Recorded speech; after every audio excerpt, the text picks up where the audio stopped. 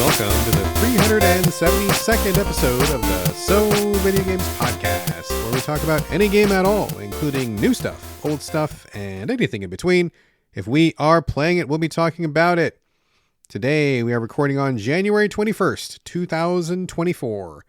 My name is Brad Galloway. I am the editor of GameCritics.com, and I'm also actually 100% of this here show. With me is no one. Carlos could not make it today. He had a scheduling conflict, and so his secret mission takes precedence over our quiet little chat about games. So I expect he'll be back next week, but in the meantime, it's just me, myself, and I holding the fort down. So it's going to be cozy today, folks. Settle in, grab a blanket, get in your easy chair, maybe a cup of hot cocoa. It's going to be just us friends today talking about games. All right. We're going to kick things off. I'm not going to waste any time whatsoever.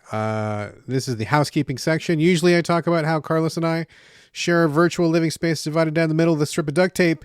He's not here today, so I am like jumping over the duct tape. I'm stepping on his side, throwing a few boxes on his side. I'm opening up cool stuff on my side and throwing the cardboard box over there. He can clean it up when he gets back. Don't tell.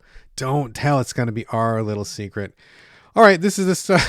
Sorry, feeling pretty goofy today. This is where we talk about games or games adjacent stuff, little bits and bobs. Let's see what's on the agenda for myself today. Oh, as listeners may have noticed, we started doing backlog games this year.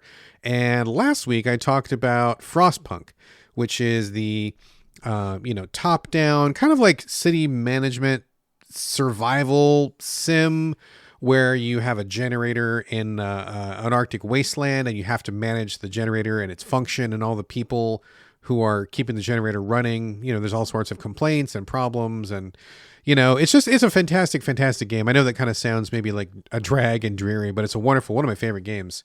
And I mentioned last time that one of my current white whales is the Last Autumn DLC. This was the DLC for the game, the final DLC for Frostpunk, which showed the world of Frostpunk before it got cold. It was the story of the people who were going to actually build the generators that you use in the main game. And so when you get there, there's just like a giant hole in the ground. There's still trees. It's still warm. The seas are not frozen. And so everybody there is kind of on this race against time to get the generator built before the cold fronts roll in. Pretty compelling stuff and pretty interesting, especially if you've already played the main game. But this was end game content, and it was meant for people who've already been through all of the other challenges, which I did. I completed everything in that game except for that. And they kind of put things on their head where it's like some of the challenges and some of the mechanics that you have are pretty different from the main game, because in the main game, everything is frozen already. You're coming to it once the generators are built. You're mostly managing people and kind of like efficiently using whatever little resources you have left. But here, it's more about beat the clock, and it's about like in advance knowing what you have to do and kind of like getting things built and managing your workforce, like preventing strikes and trying to get the resources you need and coordinating with the shipping company back home and keep sending you resources. So it's kind of like the main game of Frostpunk, but it's also pretty different actually. And if you'll recall, I have tried to beat this DLC like many times. It's really, really hard. I think even on the easiest, I moved all the sliders all the way to like the easiest possible thing. And even so, it was still just like really, really, really hard. The deadlines were pretty crazy. There was all sorts of little details that you had to kind of manage and things. And it's just like, man, it was killing me. But I love Frostpunk so much. I really wanted to put, the finishing touch on this. I wanted to just say, hey, I did it all. I went through the whole thing. I really like this game a lot. Kind of like what I did with, Darkest Dungeon, where another famously difficult game, but I loved it so much. I did literally everything in that game. It's not something that I do very often, but I do it for like the best of the best. Darkest Dungeon is definitely the best of the best, and I also think that Frostpunk is as well. So I went back. I was playing it a bunch. I think last week when we talked about it on the podcast, I had failed it like another 4 or 5 times. And I finally was just like, I got to do this. I got to get it off my chest. It was stressing me out. It was taking up my whole life. And so I sat down for like an entire day. I cleared my calendar and I was like, okay, this is it. Today is Frostpunk Day. I'm going to do it for sure. And, I did. I finished it. I felt good about that. I got not the best ending, but a pretty good ending. And I'm going to say that's a win because credits rolled and I did what I needed to do. And I felt good about that. I mean, I could have gone for like one more slightly better ending, but no, that's enough. But it was interesting because when I finally did it, I read a bunch of posts online. I needed some advice. I needed some help.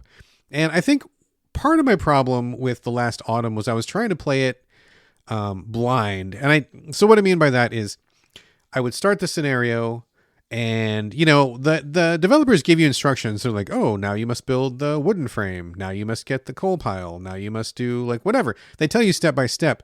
But if you follow it step by step, there's no way you're going to beat it because you're going to be behind schedule. Like you need to be thinking ahead of time to have all the things ready to go. Because what ended up happening to me in the last couple of runs was like, I would get to the very last phase where I had to put the finishing touches on the generator. And then it would be like, oh, you need like 50 steel beams or something. And I'm like, oh my God, I don't even have 50 pieces of steel left. Or like, oh, there's not enough time to forge that.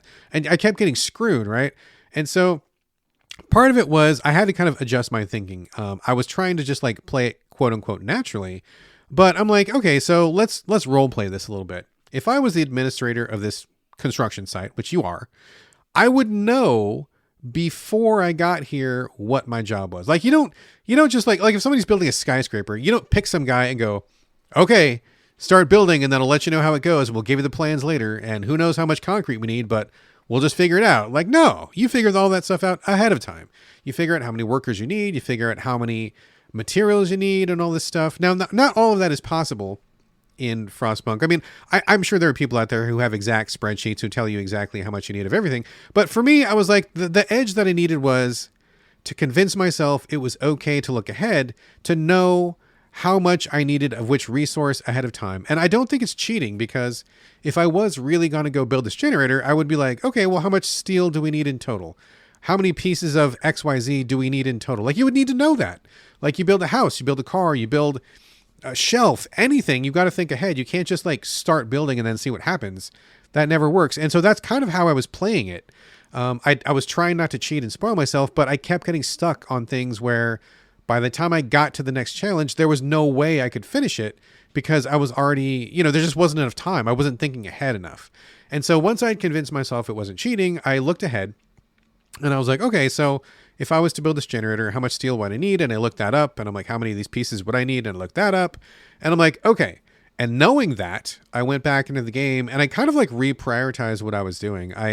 Instead of playing it bit by bit, goal by goal, as the game told me, I was like, well, I know I'm going to need 25 steel beams in phase 3, but I'm only in phase 1. I'm going to start building them now. And then I'll just have a stockpile. And then when phase 3 rolls around, they're already ready to go. And so once I started doing that, it made a huge, like game-changing difference, right? Because instead of waiting until the snow was here and we were all starving to start building the metal pieces, I was like, nope, they're already ready. I built them like a month ago. Those are good to go. I just need to like bolt them together or whatever. So like looking far in advance helped a huge amount. And I think in retrospect, I wish the developers would have told you that ahead of time, because the only way to really find that out, unless you look at an FAQ immediately, is to play through the scenario and then fail it. And then hopefully you learned enough information to go back and try again, which is kind of bullshit. Like in retrospect, I think maybe I'm kind of mad at myself for failing it so many times and not really thinking, I don't know if you want to call it outside the box, but thinking the way that a real construction manager would think.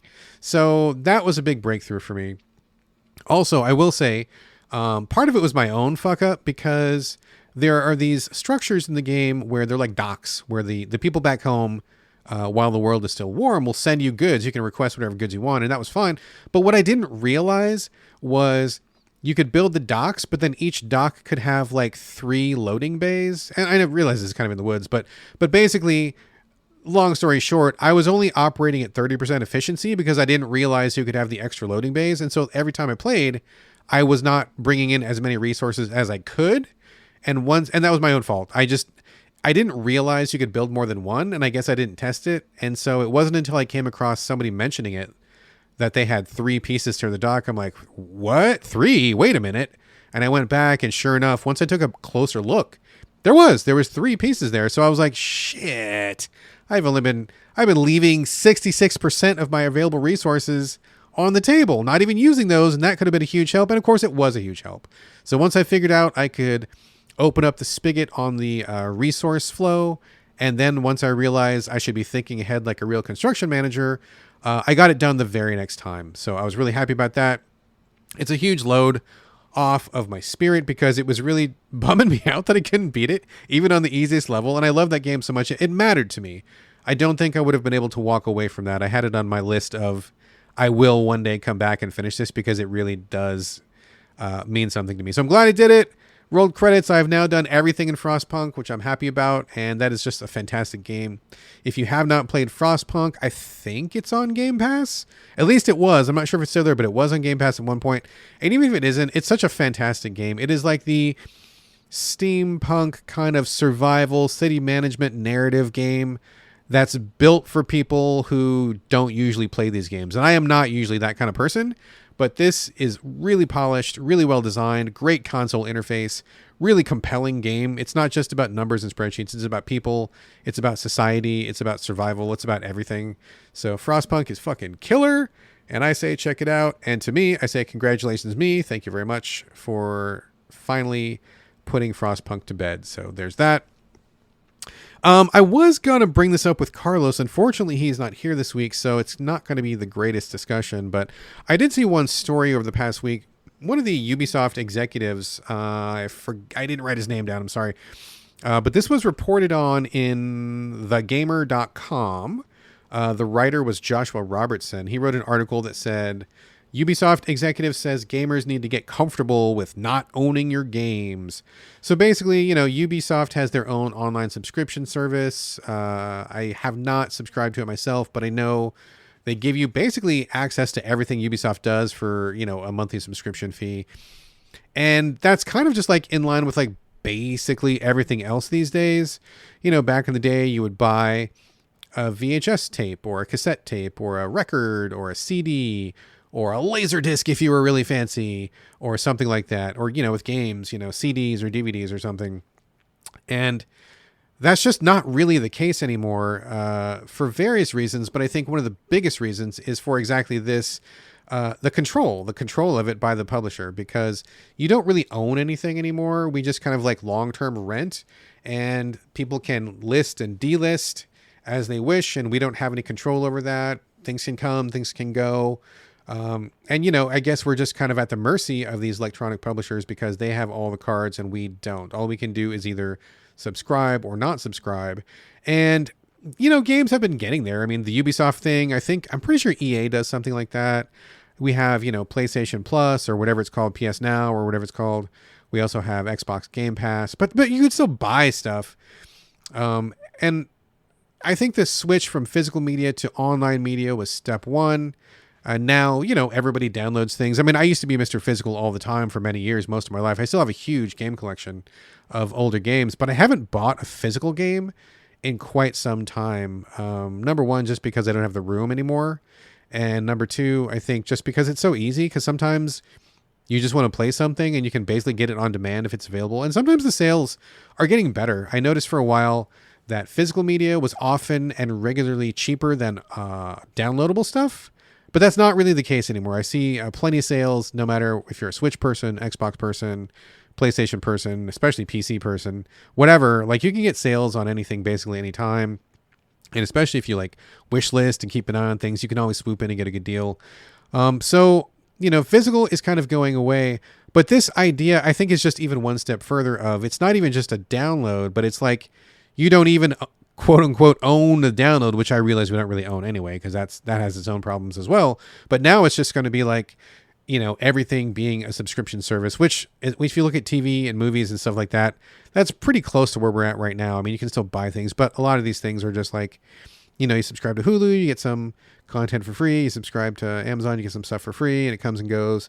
So I don't even know. I don't even know what to think about this. I mean, part of me is mad, and I feel like we should own things, and we should, if we buy things, then we should have them. That seems only right and fair.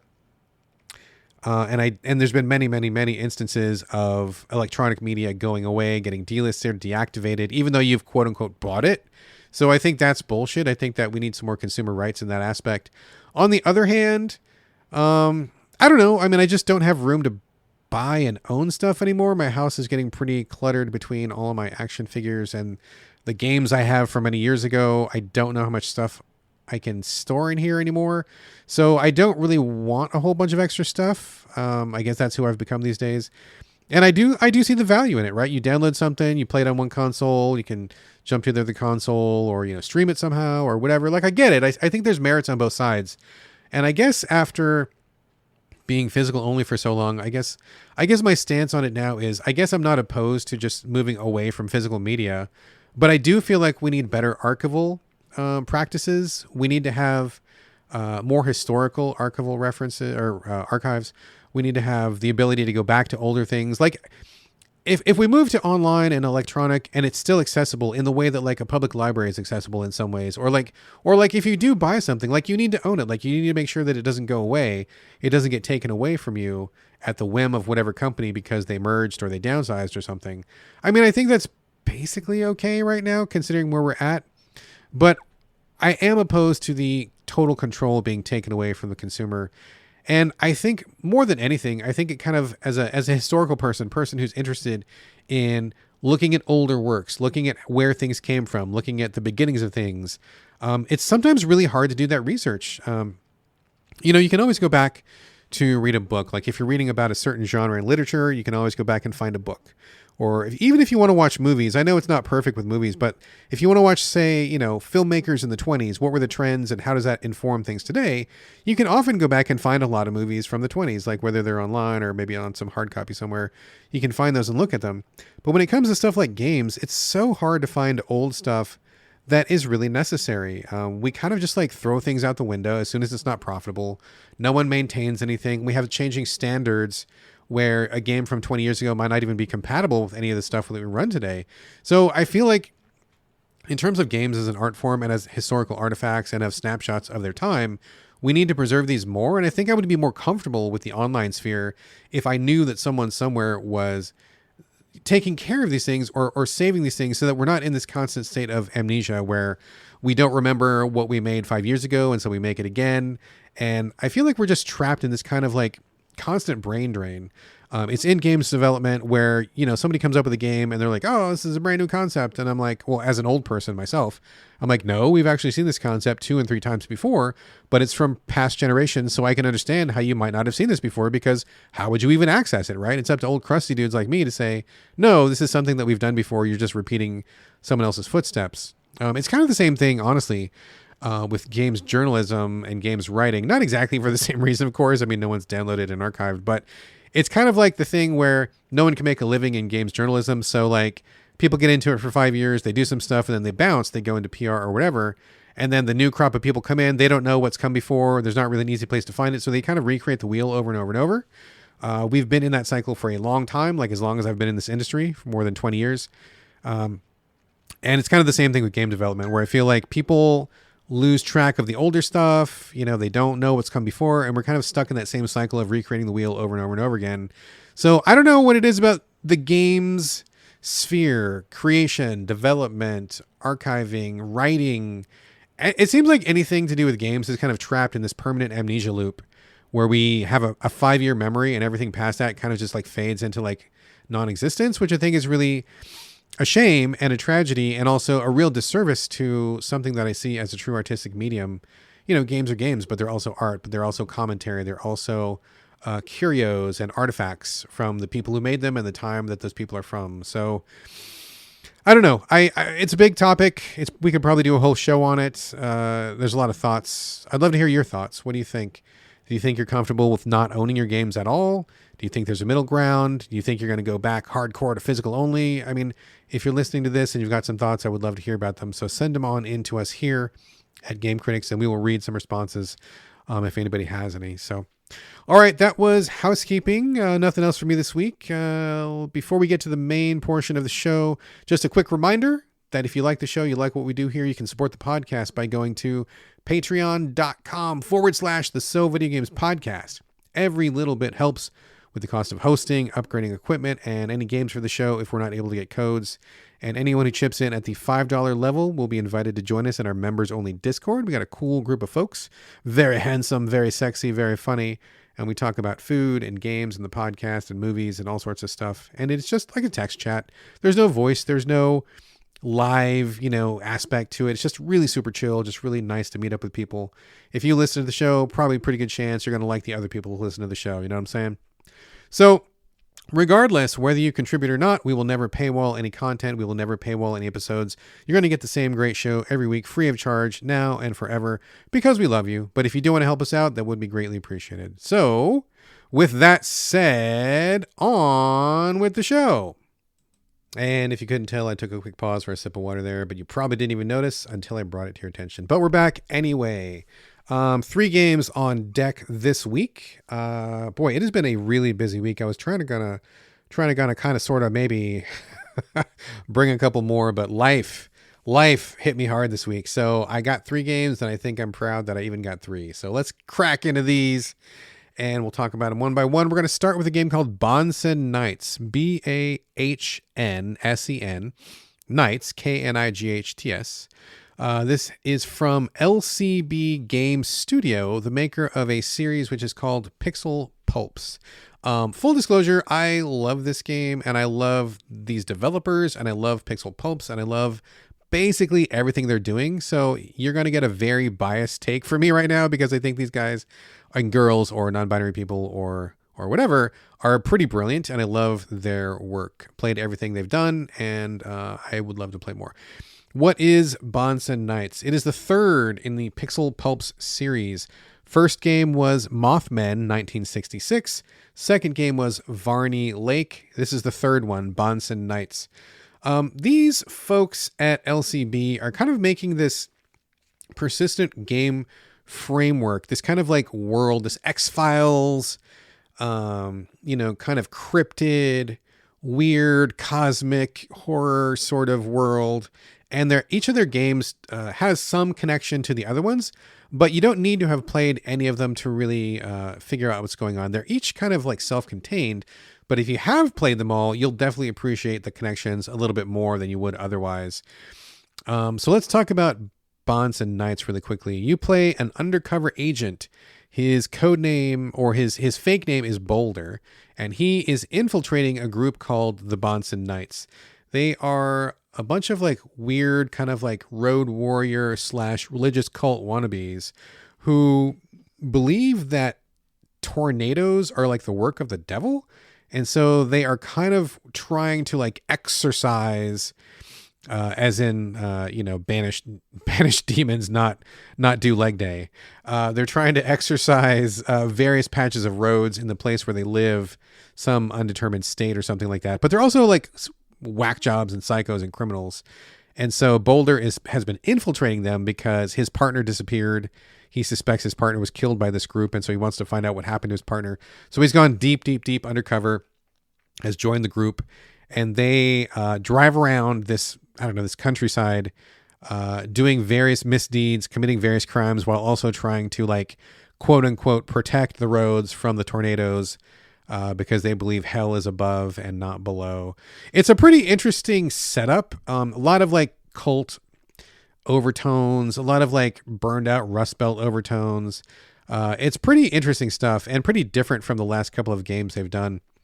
The game itself is a visual novel, but it's like a really like lo-fi, intentionally lo-fi, kind of like 8-bit sort of a aesthetic where all the art is pixel art, and it's really compelling. I feel like the pixels are big and chunky, and the colors are loud and strong contrast.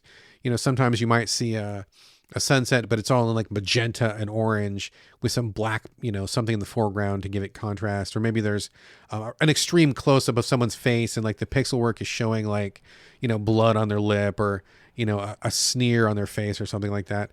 The pixel art is really fantastic. It's very evocative. It's very powerful. And I think it gets a lot done with not very little under the hood, which I think is amazing. I'm really a fan of the visual style. I think the music is just as good. It's just chiptune stuff that fits the visuals. It sounds the way the game looks, which I think is great. You'll go through this game and have a number of choices.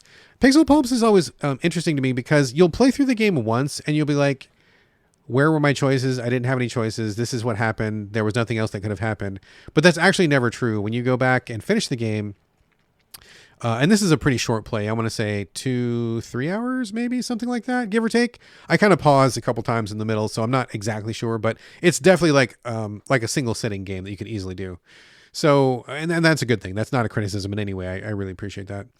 But after you finish the game, you'll go back and there's a little menu that opens up that shows all the different screenshots you get by doing certain achievements. And so you'll feel like you've done the only thing that you could have done, but then you get to that screen and you see, oh, I only got like a third of the pictures, which means there was like 2/3 of the game left that I could have done a different choice in, or there was 2/3 of the things I didn't do yet. So it's not like this giant expansive experience, but there are definitely branches and some of them are hidden pretty well. You got to kind of be a little sneaky about how you go about it, which I appreciate. That said, I only go through these once because that's my canon experience. I'm sure Carlos would agree if he was here. And I always have a good experience with these. I liked what it does, and I like going through. The writing is quite good. It's very good at explaining and communicating the mood and the vibe. This kind of nihilistic, we're all burnouts, we're all criminals, we're driving on this like crazy mission to stop tornadoes that doesn't really make sense unless you're a wacko cult member. And there's also like a lot of rot underneath it all. Like, something bad is happening. The leader of the cult is definitely not on the up and up. He's definitely got his own agenda. There's people who know more than they're telling. So I think it's all very, very good. I had a great time with it. I liked the ending. It all just came together. There are a couple of criticisms of this game, and these are criticisms that are true of the entire series. Number one is like, they're not great with tutorials. Each of these games in the Pixel Pulp series has at least one little side quest minigame that you can really like lose yourself in. The first one was Impossible Solitaire, which is, I think, by far the best one. We learned it in the game, which was Mothman 1966. We learned it, and then we actually started playing it in real life because it was such a cool game, and it translated so well to like actual physical cards. But you could just play that game over and over and over. Each game in the series has its own little card game or whatever. So that one is pretty well tutorialized, sort of.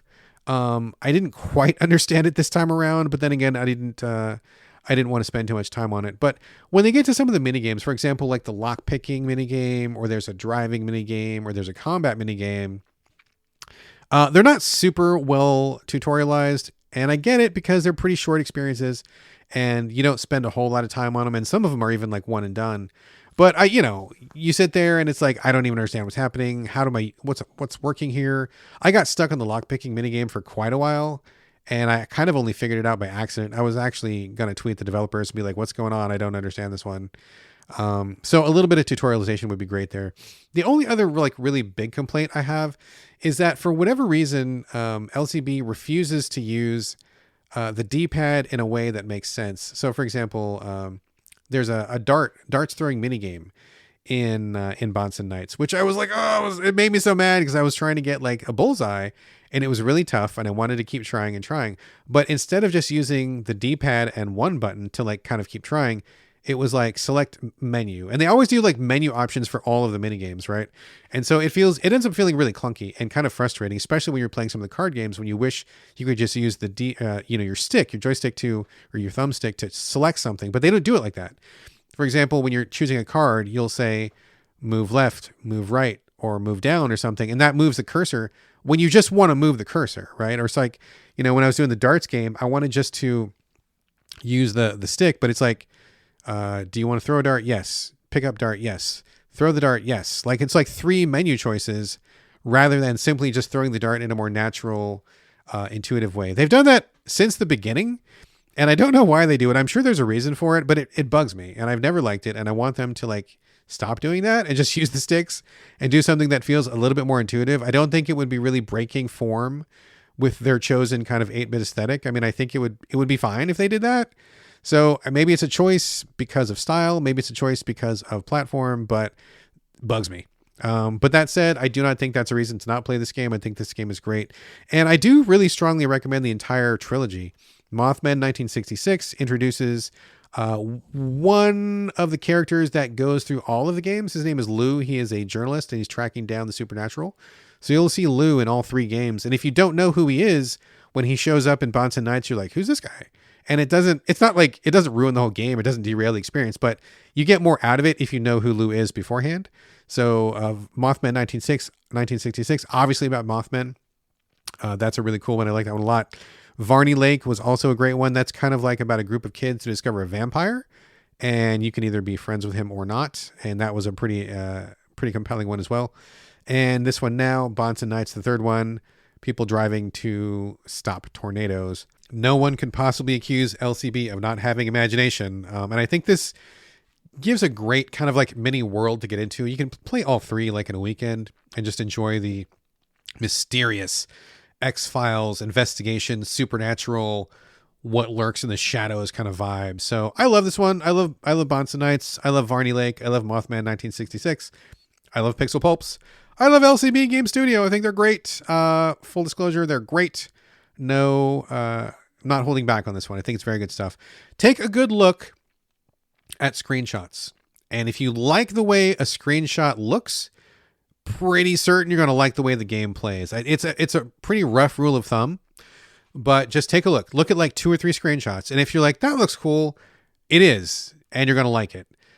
So before you buy, take a quick look, and I think you will not be steered wrong. So there you go. That was Bahnsen Knights. I played it on Xbox, but I believe it's on every platform, and it is good stuff. All right, next up on the agenda is a recent release called The Cub. C-U-B, The Cub, comes from Demagogue. This is kind of, I didn't plan this at all, but it's kind of like another game set in a shared universe, just like Bahnsen Knights was a minute ago. In fact, I didn't even realize it until just now. Just kind of randomly happenstance got these two side by side on the podcast here. But The Cub is I believe the third game I don't even know if this world has a name or not, but it's a world where the Earth has been devastated by corporate overuse and global warming. People on Earth have gone to Mars to escape, although I don't know why you do that because there's nothing there. And then they have come back to Earth to see if it is now inhabitable. And while they were gone, the Earth has grown and changed and has repopulated itself with new animals and new surviving humans that are different than the original humans. And also, this is all set in like the detritus and decay and leftovers of skyscrapers and buildings and billboards and all the capitalism stuff that got left behind when they bailed for Mars. So there are 3 games that I know of set in the same shared universe. The first one, I believe, was High Water. That one is available, I believe, on PC and mobile devices. The next one was Golf Club Wasteland, which was a fantastic experience where you play one of the people coming from Mars. You play golf in the ruins of the old world, and while you're there, you kind of discover the new life that's there. Wonderful experience, and also the soundtrack is just phenomenal. That was a great experience. And this is the third one, The Cub. At the end of Golf Club Wasteland, I don't think this is much of a spoiler, but you do discover there are humans, or at least one human left on the Earth, and it is this cub. So the star of The Cub is the little kid that you discover at the end of Golf Club Wasteland. So it's kind of continuing the story, sort of. You begin this game, and it's got all the same aesthetics. It's got this really cool kind of artistic, semi-painterly, semi-watercolor kind of background. Like you can see far in the distance, like ruined skyscrapers, abandoned buildings. There's all sorts of stuff left all over the place. Lots of dead astronauts and dead capitalists like lying all over. And there's a bunch of like mutated animals and stuff. But it's very compelling. It's very pastel, like benign looking. And it's all 2D. This ends up being a 2D platformer. I have not played High Water yet. I heard it was a turn-based game, a turn-based tactics game. Golf Club Wasteland was 2D golf, where you hit a golf ball in the ruins of buildings. And so the holes would be like on the roof or in the elevator shaft or down a well or something like that. But it was like a turn-based golf game. This one is like more of a traditional running, mostly left to right, jumping, clambering, riding mine carts, which was a nightmare. And then dodging 3 humans, but they're now from Mars, who are trying to like take you out or capture you for science or whatever. So you're the cub, you're this little kid. I mean, I don't know. It looks like he's maybe like 10.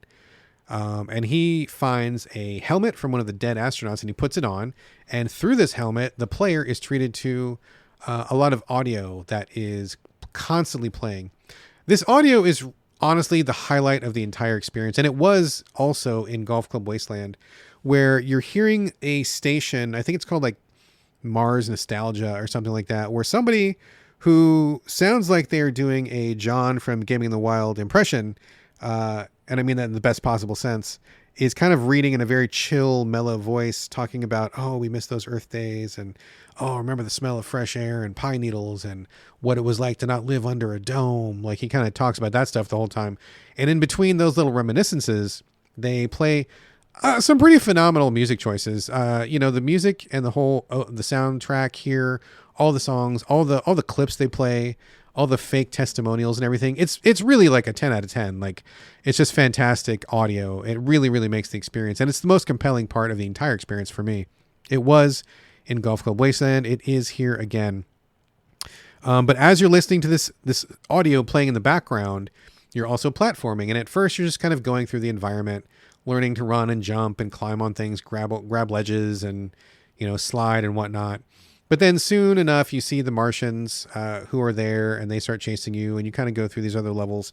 There's a bunch of pickups to collect, like old hard drives that have stories on them from the old world. There's newspapers. There's sometimes a TV show that you can watch. Sometimes you'll find capitalistic luxuries like gold bars or giant crystals or diamond or whatever it's supposed to be. So you're kind of just running from left to right, dodging these people and going where you're trying to go. Pretty standard avoidance platformer. I haven't found any combat yet. Full disclosure, I have not finished this game, and I do not think that I will finish this game because, spoiler, even though Golf Club Wasteland was one of my games of the year, top 10, in fact, the year it came out, I'm having kind of a miserable time with the Cub. I just don't really like it at all.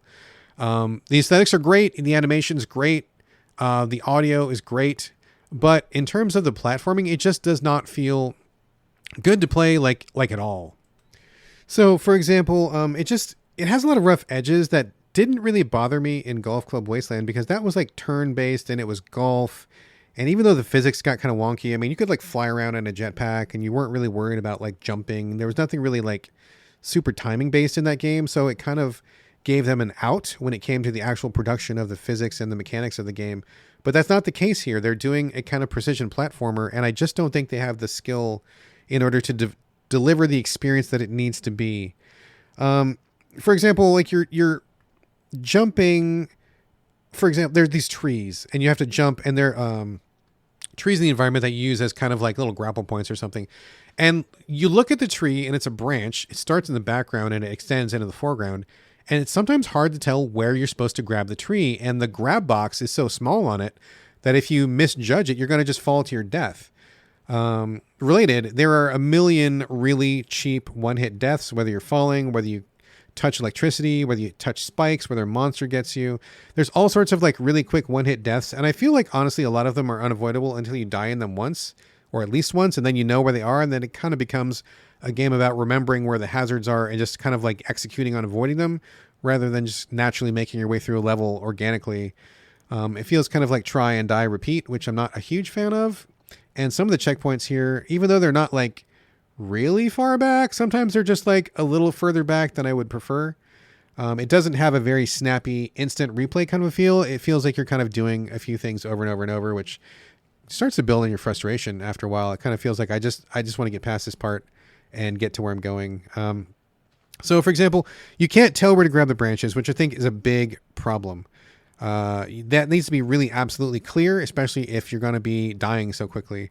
Another like really weird thing is sometimes you'll notice that the places that you're supposed to grab when you're jumping, they're not on the natural like parabola of your jump. So for example, you'll be on a grab point and you'll see your next grab point, and then you jump. And in any other normal game, the normal jump of jumping once would put you exactly in the spot to grab that next object.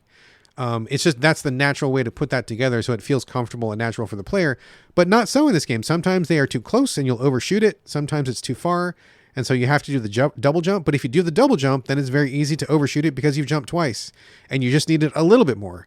So I feel like the placement of the handholds is like really kind of like off, and that's a real kind of like noob mistake when you're doing like a really polished platformer. Like, you want to have the player in a flow state. You don't want them to have to think about micromanaging millimeters on a screen. Like you want them to be jumping and jumping and jumping and be involved in what's going on in the larger sense, not that kind of experience. So I don't feel like that's really good. Also, as I just said, you do have a double jump, but you don't have a double jump on a slope. And so sometimes you'll get used to having that double jump to get you out of trouble if you mistime something, but then you get on a slope where you're sliding and then you only have one jump. And so then it kind of messes up your rhythm. So it's like there's all these little inconsistencies that I feel like just add up to a very kind of unpleasant, unhappy platforming experience. It feels like all these things are rough edges that need to be filed off in order for the game to really sing.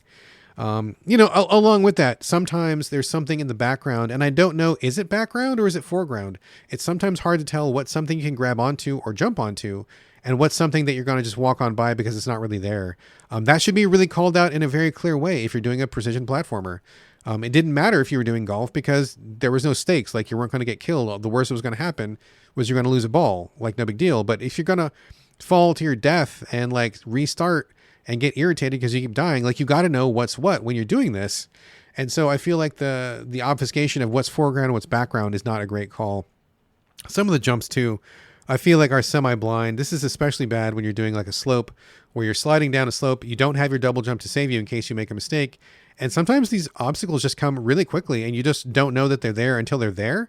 And then you're going to die and then you're going to have to go back and then you have to just remember that it's there. Again, getting back to the try, die, repeat formula, which I feel like we should have left back in the 16-bit days. Like I'm not really a fan of that anymore. So those mechanical things are not making me feel very happy. I will also say it feels weird for this game to kind of go back to the same well that Golf Club Wasteland did.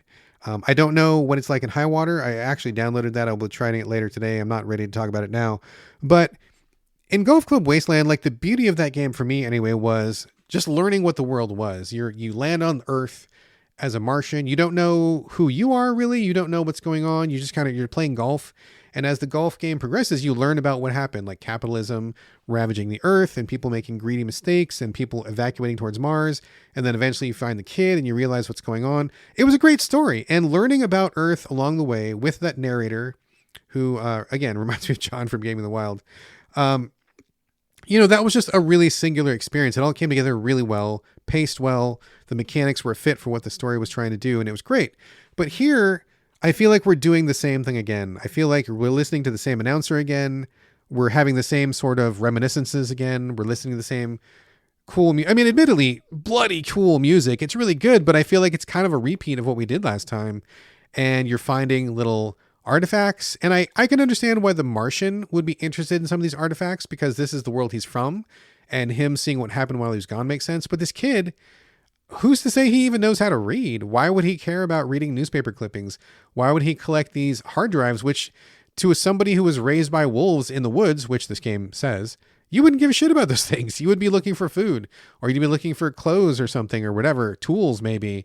You wouldn't be looking for this data. So it feels like they're going back to the same well creatively, but it doesn't make as much sense and it's not nearly as compelling when it's just this wild child kid who's escaping from people. And so I feel like the collectibles don't really mean anything to me this time around. And that in combination with repeated themes and the unpleasant platforming, it's not a miserable experience. It's not the worst game I've ever played. If you haven't played any of these games, I can imagine it being more compelling than I'm finding it right now. But I feel like they really hit something special with Golf Club Wasteland. And this just kind of feels like, I don't know, like it almost feels like it should be like bonus content or something. I don't mean to be disrespectful. I'm not trying to say that this game wasn't a lot of work to create or that these people are bad people. I have nothing against Demagogue Studio. I'm sure they're lovely people and I really enjoyed their last work. This is not a personal attack in any way, but it just feels like it just doesn't hold together and it doesn't feel substantial enough. It doesn't feel like, I don't know, it's just not hitting me the same way that the last one did. And I'm bouncing off it pretty hard. I've heard it's a pretty short play, probably a couple hours. That makes sense to me because I had already gotten about 30% of the pickups and I wasn't even really trying. So I was kind of just like rolling along and getting frustrated.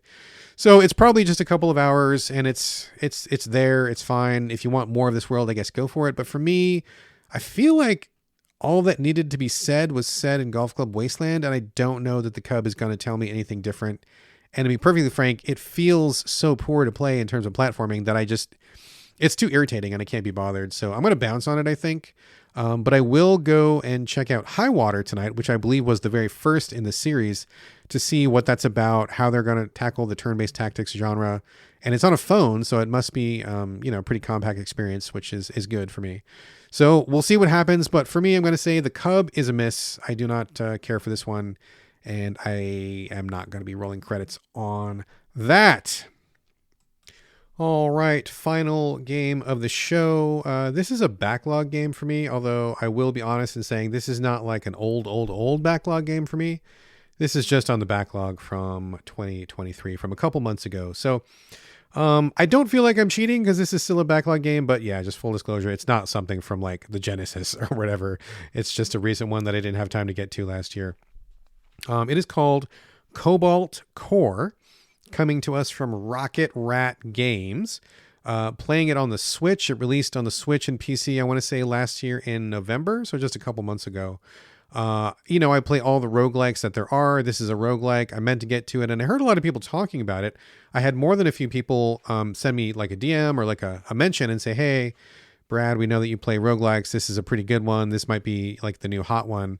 So, of course, I wanted to check it out, but, Q4 Game of the Year stuff, I was so busy catching up on everything, I just didn't have time to get to it. So I figured, good time here in 2024 that we're doing the backlog every week. I'm gonna knock this one off real quick and check it out. So Cobalt Core is indeed a roguelike. You are a crew of 3 anthropomorphic animals, and you are in a spaceship, and there's also like an AI anthropomorphic animal as well. And they're like, and something about the game right off the bat, they tell you you're locked in some kind of a memory loop. Like everybody in the ship has been amnesiaized, and you keep doing a time loop. You keep failing your mission, and so you keep getting sent back to the beginning, which I guess explains the roguelike structure of the game, right? So you start the game with no memory, and the AI is like, oh, this is our 5,427th attempt at this. Let's get it right this time. And you kind of go through in typical, I don't know, Slay the Spire fashion. I don't know if that's become commonplace these days. I feel like a lot of people have played Slay the Spire, and it's a good touchstone for recent developments in the roguelike genre. But basically, you're in a spaceship. Your spaceship is on the bottom of the screen. The enemy spaceship is at the top. And this is like when you get to an encounter. And then you have cards. There's also cards. So like a card will be like, dodge left 1 square, or shoot and then dodge 1 square, or shoot 3 times. Like there's all this variety of cards. There's a whole bunch of different ones. And each crew member that you have has their own specialty. So like one crew member will mostly draw dodging cards. One crew member will mostly draw shooting cards. One crew member will do whatever. There's, I think, ultimately 6 or 8 different crew members. You only have 3 at the beginning. You unlock them as you go. I unlocked 1. And their specialty was like drones. And so you could like make drones appear in the middle of the battlefield to kind of help you with your combat. As you play this, it's turn-based. There's no real timing. And you will always see what the enemy's about to do. So the enemy ship will be at the top of the screen, and you'll see that they have, I don't know, lasers about to fire. And you'll see where the laser is. And then you have to like dodge your ship out of the way if you have enough movement cards to do so. If you don't, then you're going to take the hit. And you've got some shielding. Some of it's regeneratable, and then you've got like your health, which is much harder to regenerate. And so you have to like manage avoiding incoming missiles and lasers while also shooting your own, and then kind of like going from encounter to encounter. After you defeat a ship, you go to a map, which is very similar to, again, Slay the Spire, where you'll see the whole map laid out before you. Lots of nodes, lots of branching paths. You'll see ahead of time what is standard combat, what is tough combat for, I guess, better rewards. You'll get question marks, which is often like a story scene where someone will offer you a choice of one sort or another. And then there's also a repair bay where you will get a certain amount of health back, or if you don't want the health, you can get an upgrade to one of your cards, or you can, I believe, remove one of your cards to keep your deck lean and tight.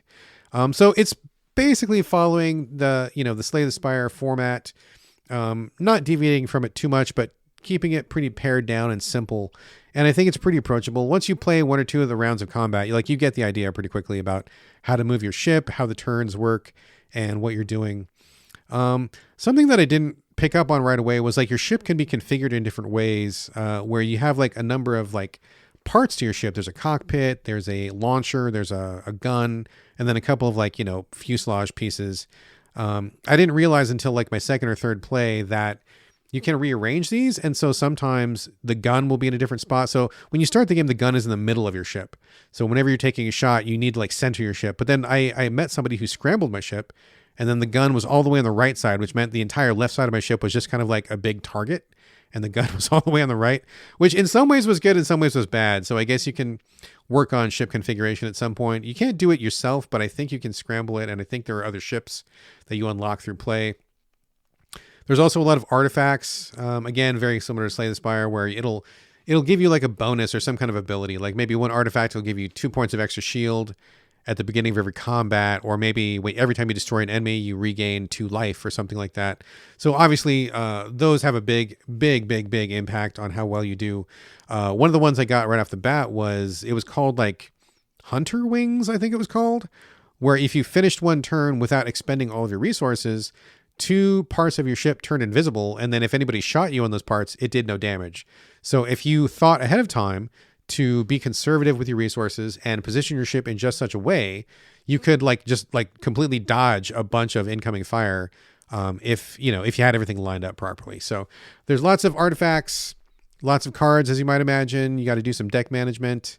You're also doing positioning during combat, and then as you go through the game, you'll get little teeny tiny story bits. You get most of your story bits when you finish a run. I did complete a first run on my second or third attempt. I believe a complete run of the game, like going from square one to quote unquote finishing, although it's not really finishing the entire game, but finishing a run, it's about an hour, which is not super long, but it's also kind of long for just a quick play. It's kind of in the middle for me. I think maybe I prefer shorter runs, but that's neither here nor there. That's personal preference. So what do I think of Cobalt Core overall? I think the graphics are really polished and cute and nice. It's very visually appealing. I think that they have thought this through. I mean, they had a lot of examples to work from, and so they've taken most of what worked and kind of like applied it in a different way. But it's familiar and new, but it's also something that you're probably familiar with if you've played a bunch of roguelikes like this. So it's not all new. You're not starting from scratch. I mean, there are some commonalities that I think anybody will pick up and feel right at home with. And I think overall it's not bad. But I will say that I feel like the game is a pretty slow play. I feel like each combat is much slower than I want it to be. One of the beauties of, I think, the best roguelike is like combat is usually quick. Like you're kind of iterating as you go and you're kind of making up things on the fly. In this game, in Cobalt Core, I feel like you spend way too much time maneuvering your ship. Like I feel like I have to be very defensive because it's tough to get your life back. The repair stations are kind of randomly distributed. And I feel like enemies often have like 3 or 4 lasers, or they're shooting rockets at the same time. I feel like they're very aggro once you get past your first run. And I feel like it's very easy to take fatal damage and just get knocked out. And so you have to be very defensive. You have to manage your shields, replenish your shields as often as possible. You spend a lot of time like moving. You hope you have enough move cards so that you're not taking damage you don't want to take. And it just feels very defensive and very turtly. And that's just my impression. I'm sure that somebody else playing this game who's an expert at it would be like, you're a fool. That's not how you play this game at all. You've got to go aggro, or you got to do X, Y, Z, and you didn't even know how to play this game. I mean, possibly. I accept that criticism. But for me, the times that I won were the times that I played the most defensively. And that it made everything feel so slow and so clunky. Like I just was like, I really want to attack and just get the combat over with. But instead it was all about like, okay, well, I need to dodge this laser beam and I'm not in a good position to fire. So I got to like wait another turn, and then I got to dodge again. And then maybe I can get a good shot in. And there's a strange kind of tension between being able to shoot and being able to dodge, where very often, at least with the starting ship anyway, every time you're about ready to shoot, if you're in good position, you're also in good position to get shot. And so I found that if I tried to just go for it, I would often die because I just would end up taking too much damage. I couldn't dodge out of the way. I didn't have enough cards to dodge, or I didn't have enough shield to survive it. Of course, that's randomized. It depends on what cards you draw, what artifacts you have, et cetera, et cetera.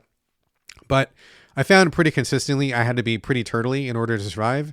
And that just made the game drag out, and to a degree to where I felt like kind of exhausted after a couple of runs. And once I finished it once, and again, I didn't finish the entire game, just like one complete run, I was like, okay, I get it. and then they treat you to a screen that shows you all the memories that your amnesiac crew can unlock. And it was like 25, 30 memories or something. I don't know if you need to do all those to fully beat the game, but I was like, oh dude, I'm not going to beat this game like 30 times or 20 times. Like that's too many. I don't want to go through it that many times, especially if it feels like it's so defensive and so slow.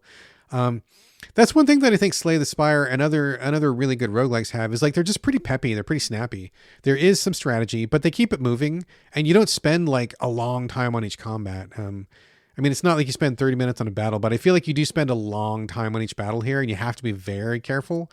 And I just felt like operating at that level of caution for that long, for that many encounters was kind of just draining. So I think it's not a bad game. I just wish it was, I don't know, somehow fundamentally different in that you weren't spending so much time dodging so much of the fire. I don't know, maybe if you get to build your own ship perhaps, or maybe if there was a different way of managing shields or something, or maybe if you always got a stock number of moves per turn. You don't. You can bank moves if you have the card and you cash them in and you don't use them. You can save up your moves for a big dodge if you need to, but I often felt like I didn't have enough moves and I was taking damage I didn't want to take. And I just was like, it's good. I see what they're doing here, but this wasn't one that won me over. It wasn't a roguelike that made me want to go the distance on it. And so I respect what they've done. I think it's a good piece of work. It's not for me. And I think that it's just not the kind of vibe or flavor that I was going for. It just needs to be peppier and faster. So that is Cobalt Core. Those are my thoughts. I rolled one complete playthrough, but I'm not going to do any more, and I'm not going to roll credits. So there you go. Those are my initial impressions, and you can make of that what you will. And that brings me to the end of the main portion of the show. I know we're moving at a very quick pace since Carlos is not here with his games, but this is what I got. I do have a couple of tidbits for you before we wrap, though. Even though the show game portion is officially done, I do have a few non-games things to mention. First off, TV and movies this week. I watched Loki season 2 on Disney Plus. I really like the first season of Loki a lot, which stars everyone's favorite Norse god of mischief. And it was weird because they made him a kind of a hero figure, which is strange because he's always a villain. And then he started doing some time travel shenanigans. He met other versions of himself, and it was just like a lot of fun. There was like, I don't know, like female Loki, there was like alligator Loki, there was old Loki, there was young Loki. I mean, there was just seeing all that kind of like weird time travel alternate dimension stuff was really like a hoot. And at the end of the series, they kind of tied it into the larger Marvel events that are happening, which honestly I'm not really a big fan of right now. I think the Marvel universe is kind of losing some steam. They made a couple bad choices recently, so they are not going whole hog like they used to. In Loki season 2, I felt like it was, I don't know, it was a thing that I watched, I guess. They spend a lot of time like doing time travel stuff that really stitches in pretty closely with the overall Kang the Conqueror storyline. I don't think that's a secret. I mean, he's been in all the advertisements. I think everybody kind of knows. If you read the comics, it's Kang the Conqueror we're talking about. In the TV show and in the promos, they call him He Who Remains, which I don't know why they call him that. That sounds really pompous and dumb when his name is Kang. Whatever. But season 2 of Loki was just like a lot of talking about stuff and a lot of like going back and forth through time and a lot of like getting He Who Remains in a position to where he needs to be for wherever he's going to go next in the Marvel Cinematic Universe, which I kind of didn't appreciate. I wish they had spent more time on just Loki himself.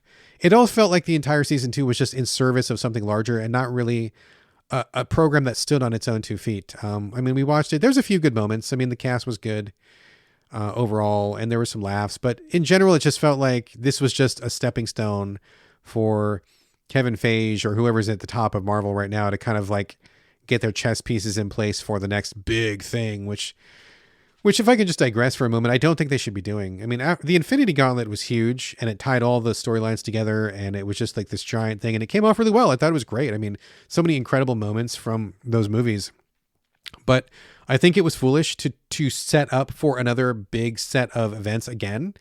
If it was me, and I am going to play armchair director here or armchair IP manager right here, I think they should have just leaned into the fun for a while, just taking a break. Like, focus on street level heroes, focus on the funnier aspects. I mean, that's really the thing that kind of sold Marvel, right? Was like, it was heroes, it was good action, but there's also plenty of laughs. There's like a formula to it. And I feel like they're just getting like real serious, and the time travel stuff is getting real oppressive. And I think ultimately, as some people have noted, I think the time travel and multiverse and Kang stuff is all just kind of a vehicle for them to get to the multiverse, because they want to incorporate the other Marvel IPs that have been gone astray, like Spider-Man and especially the X-Men. I mean, people have been saying over and over and over and over that they're going to finally fold the X-Men into the larger Marvel Cinematic Universe, which would be cool. But I mean, I think that you could have done it without setting up for this giant time travel thing. I mean, I was talking to my wife and I'm like, you could have any random Marvel movie and just have an energy portal show up out of nowhere and the X-Men step through, and we'd be like, yeah, fuck yeah. And that would be enough, right? Like, we don't need 17 movies talking about interdimensional combat in the microverse where Ant-Man is, and in the Loki verse where he's in the time travel thing to make an excuse for the X-Men to show up. They can just fucking show up. Like, it's fine. Everybody will be happy to see them. You'll move on and life will be good, right? Like, you don't need to do this thing that they're doing. So I wish that they had just taken a pause. Like, I don't feel like we need to build up to whatever big event they're building towards. It should just be standalone movies, focus on some heroes, tell some fun stories, just keep the energy going in a good way. They did not do that. And I think that stuff like Loki is kind of the victim of that. I think that season 1 was great. Season 2, pretty dull, honestly. And I don't think it was really necessary watching. Otherwise, I'm still watching Moonlighting, the TV series starring Sybil Shepherd and Bruce Willis from like 1983 or 1984. I think it's currently on Hulu, I believe.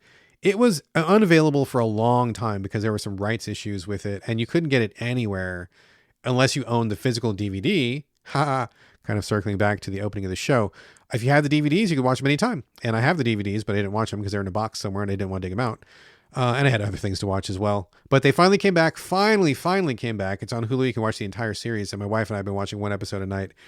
I've talked about it before, but the chemistry between Bruce Willis and Sybil Shepherd is great.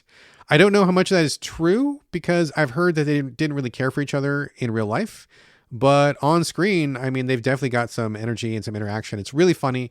It's got screwball banter, a lot of funny moments. And as you watch the show, you think it's a detective show at first, but it's really not a detective show. It's about the two main characters kind of ping-ponging off each other, because sometimes the episode will stop in like the most random place because they got done with the character arc and they don't really care about the detective arc or like the story arc of the crime. They're just like, whatever. It was a crime. We used the crime to tell you the story about these two people, and they had a romantic moment, and then they had a fight, and then a romantic moment again. And that's really what we want to talk about. And so I think it's a pretty interesting take on how they produce those episodes. They also do a surprising amount of fourth wall breaking where one of the actors will just like turn to the viewer and make a joke or pose a question, or they will do something like completely absurd. There's a lot of absurdity in the show that you wouldn't expect, like some real, like literal slapstick stuff. People like just doing all these crazy, like verbal banter, Dr. Seuss rhymes back and forth. Or sometimes there'll be like this crazy chase down a hallway where people are in costumes, and it's just like the goofiest fucking thing like ever. So it's really brilliant. I think it was kind of ahead of its time, honestly. As I'm watching it now, there's a few things that don't age properly. I think the main character of Bruce Willis is perhaps a tad more sexist than he should be. And Sybil Shepherd is perhaps a little bit, I don't know. She's a little bit screechy at times, and I think that maybe they could have toned that back a little bit. They each have their pros and cons. But I think overall, it's a pretty fucking brilliant show. I think it totally holds up. And if you look at it as this kind of like wild experiment in TV production and in like meta production, it's really fascinating. It's hard for me to believe that this got on the air in the 80s and that it ended up being the success that it was. It really was successful. So check it out if you want. I think it's definitely worth tracking down on Hulu. On Netflix, we are watching season 2 of The Uncanny Counter. This is a show. It's a Korean fantasy comedy drama about people who get brought back to life in order to hunt down evil spirits, and they work in a noodle shop during the day. They hunt evil spirits at night. It's really funny. There's some absurd moments. There's some serious moments. Every episode is like a mini movie where you've got this whole dramatic arc, and sometimes you'll cry and sometimes you'll laugh. The Kung Fu sections are pretty good. Actually, that's not true. It's not Kung Fu. I guess just the martial arts section, because they do take place in Japan. But then there's also some Chinese people involved in season 2. So anyway, I'm not a martial arts expert. I shouldn't say that's Kung Fu because it's not. But the martial arts that they have on screen are pretty cool. A lot of like wire stunts and a lot of like over the top, like leaping over buildings and energy waves and stuff. It's pretty good. I think the cast is great. They're likable. And I think each episode is a wild ride. So The Uncanny Counter season 2 is great. And the final thing that I want to mention is a movie. I believe I brought this to the show like a couple years ago. And I watched it and I think I talked about it, but I feel like it's definitely worth mentioning again. It is a Netflix movie. I believe it's from Spain, I think. It's called Errementari, The Devil and the Blacksmith. Errementari. I watched it a couple years ago. Okay, probably more than a couple years ago. I think I watched it the year it came out. So what is that, 7 years ago? Jesus, boy, time flies, huh?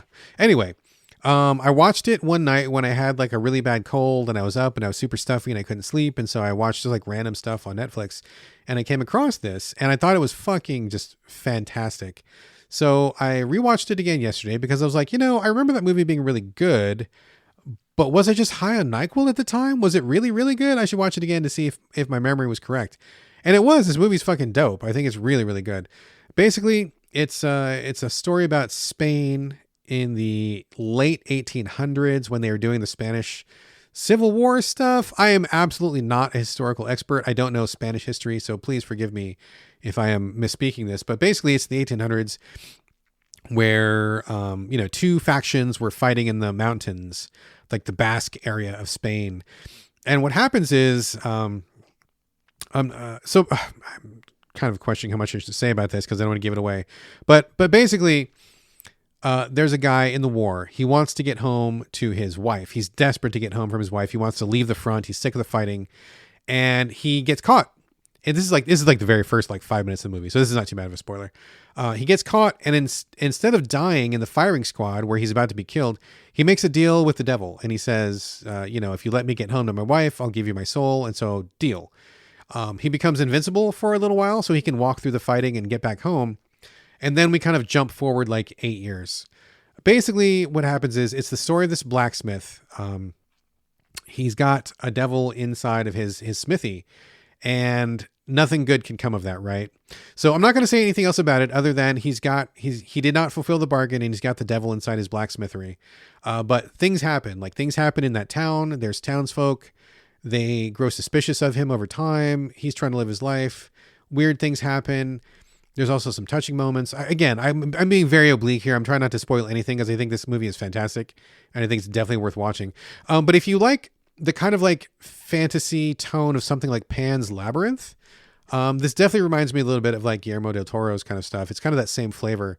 I think it's really great. They tackle the subject matter head on.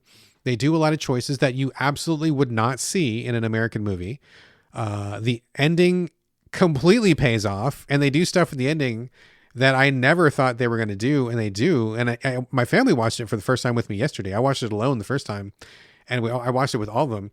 And when we got to the ending, the part that I knew was coming, my whole family was like, "Oh my God!" Like they all were so surprised, just like I was, that the director went for it. And I'm like, it was so cool and so fucking neat and so unusual. I want to talk more about this, but I don't want to spoil it because I feel like you should go into it as cold as possible. I think I've told you all you need to know about it.